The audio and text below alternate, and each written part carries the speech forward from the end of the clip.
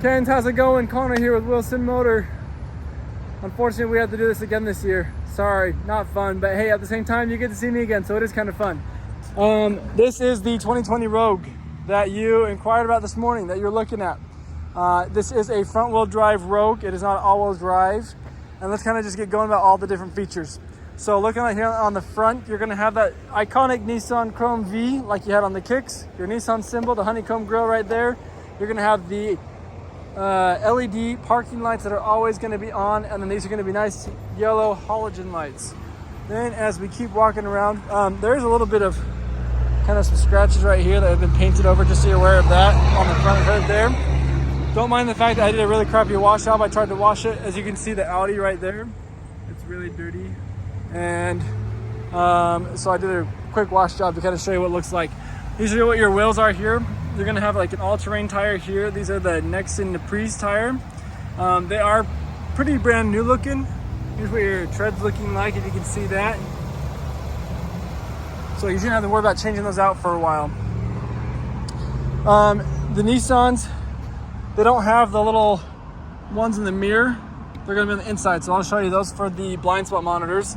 You do have these roof racks here that you can hook something on top there. If you happen to go skiing this fall, you know, or snowboarding, you need some racks on top, you can do that. So I do like the roof racks on there. Your gas is gonna be on the right side of the vehicle. One thing I was gonna point out too with these wheels, as you can see, they're not like the same ones that you had on the kicks. These are the aluminum alloy wheels, so they're not going to rust anything like the steel wheels do on like the basic kicks you had there. This is still a base model Rogue. It's not very super fancy with all the bells and whistles, but it's a little bit upgraded compared to what the kicks is. This is an SV, so this is not necessarily base model. It's a little bit higher than just a base model. One of the ways I sold my wife on getting a Rogue, we drove a Rogue from 2018 to 2020, and I sold her on this feature right here. So this is a little dirty, needs to be vacuumed, so don't blame that. But you can take out these two things here, and you can actually move them and set them up like 8 different ways. So like this can come up here on top. There we go. And you can have this one like right here, hidden down right there. Except for I didn't plug it in. It would help if I did that. And now you have a whole different shelving system, but you can do it like 6 or 7 different ways. And so it makes it really easy for like storing your milk. So the milk only slides around here, not in there. Or if you need to hide something, like how this is set up, so you can hide something underneath there and no one's gonna see it.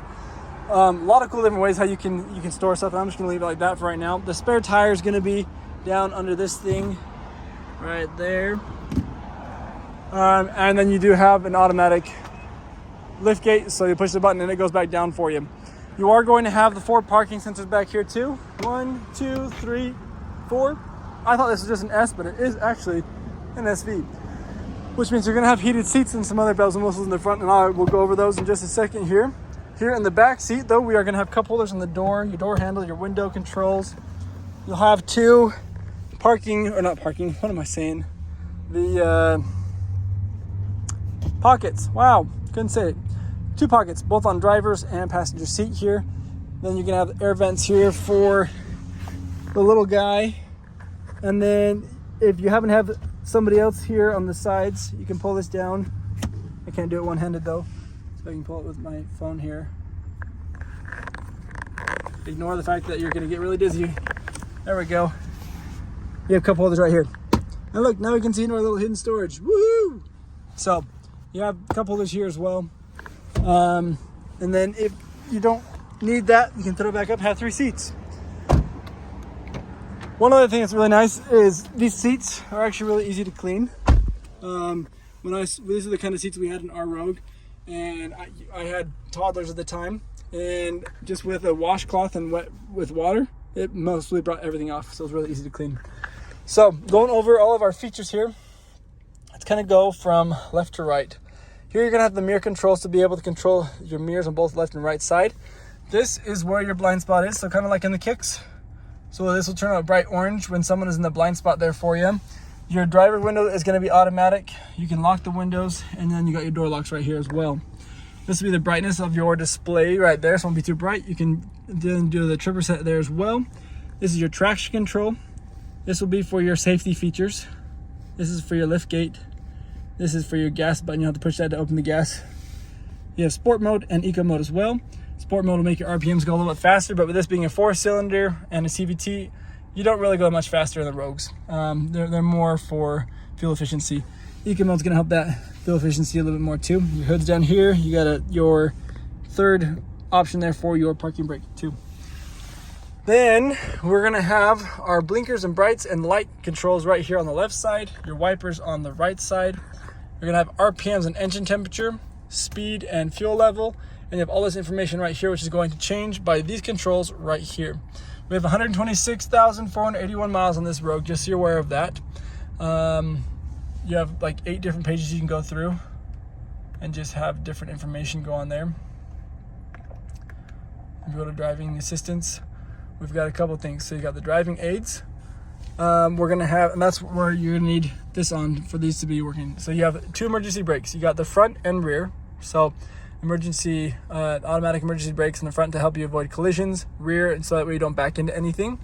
You're gonna have the lane departure warning. So if you have that on, it's going to beep at you if you happen to go out of the lane. And then you have the blind spot, which is going to be these lights that it will beep at you if someone is in your blind spot and your blinkers turn on, things like that. Then you have parking aids here too. It's going to show you cross traffic. So as you are pulling out, it'll beep at you if someone is driving past you. You have the rear sensors that it's going to beep at you as you are getting close to something. You have the display, which is going to be over here. This will turn this on, and then you can turn the volume and the range up and down as you would desire as well. A lot of cool features in there. You can just play around with this and have a lot of different safety things going on with that too. It's going to show your fuel economy. This is with a bunch of different people driving. It's 25 miles, but roughly what you're going to see is you're going to see 26 to 27 in the town and about 32 to 33 on the highway, depending how you drive. If you drive like me, it's going to be more like 5 miles per gallon. Then you're going to also have your media controls here on the outside, cruise control over here, and your phone controls right here. Over here, we're going to have our media controls. These are going to be touchscreen. You can see different options here. You can touch all these different things. You're going to have Bluetooth. You have a CD player. You have aux cords down here with a USB and the aux cord. You have a 12-volt charger there too. You can have actually buttons on the sides you can push too. As you can see, you can push these different things here. And then you have your climate controls down here. Heated seats for driver and passenger right here. This is how you're going to engage into your drive. You can flip over to the left like that, and you can manually go up and down as you are coming up and down canyons or however else you're driving. And then this little phone option right here will turn into Apple CarPlay once you plug your phone in right here. So you will have navigation on this vehicle if you plug your phone in and you have Apple CarPlay on there. You do have just a basic mirror to flip it up and down for brights behind you.